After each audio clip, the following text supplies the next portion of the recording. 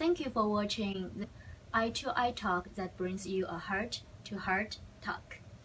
Today, we're very honored to have Johnny Wu as our guest. Thank you for talking to us, Johnny. Thanks for the invitation and being here. Thank you.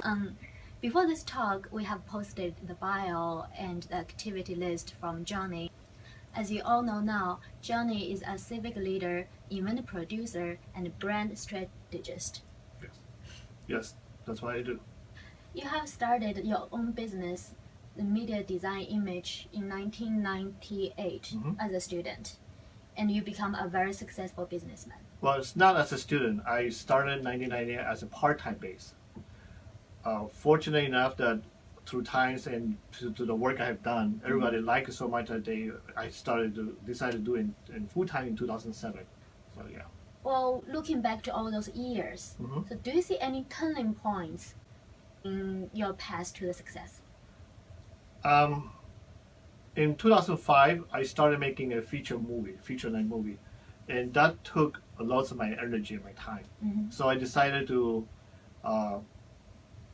take the whole video production, writing into full-time base, because if I'm spending that much time to it, I would rather do something I like. Right. So I quit all my jobs and just gonna put all my 100% into this, and that's how I decided to do it. And that's the beginning. Yeah.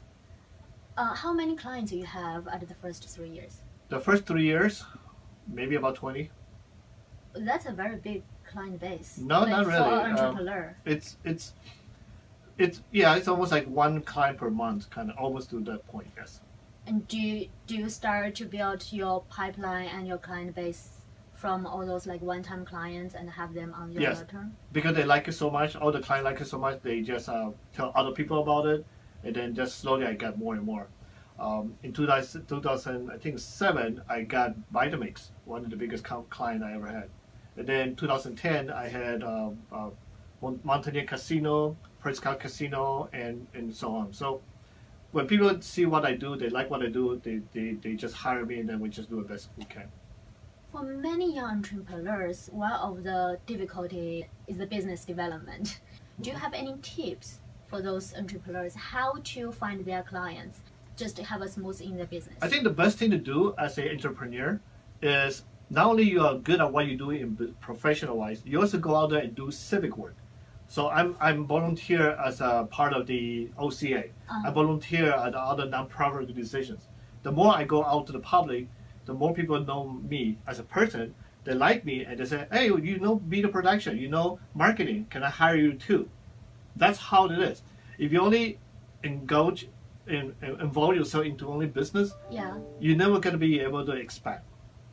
Because people just have the feeling to, because you're working so hard, but then you forget about the rest of it. Every business, everything you do is about networking. Right. So you go to, like yesterday, we were at the Chinese Chamber of Commerce, right? Yep. If you don't go there all the time and people don't know who you are, they wouldn't know who is Global Cleveland. But if you're all over the places, people know who you are. And that way, eventually say, okay, I know who is Global Cleveland. If I have any issue about getting opportunities or I need to stay to Cleveland, I can go to Global Cleveland.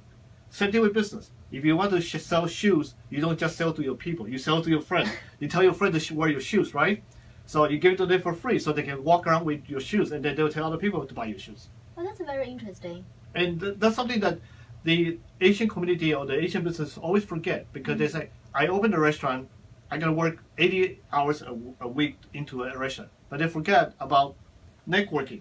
If you tell all your friends to say, hey, Dad, hey, Mom, bring your friends to come and eat for free, one deal. Then tell other people about it. And then you bring more business. That's a very good point. Yeah, and that's how you're supposed to do it. And everything is about networking. So that's your tip for success. Yes. One of the things that started 3 years ago, yeah, in 2015, called the Cleveland Comic-Con. It's the biggest Comic-Con in the country, called the Wizard World. So they decided to come to Cleveland 3 years ago, and I have been helping them because we have a movie that we did. It's fan film, and called the Trace Doctor Who fan film.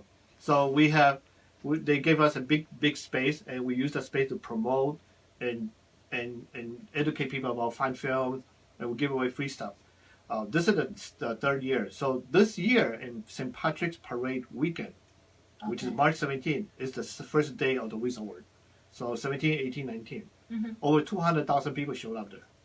This is the whole weekend event. And where is it? Downtown in the Huntington Convention Center.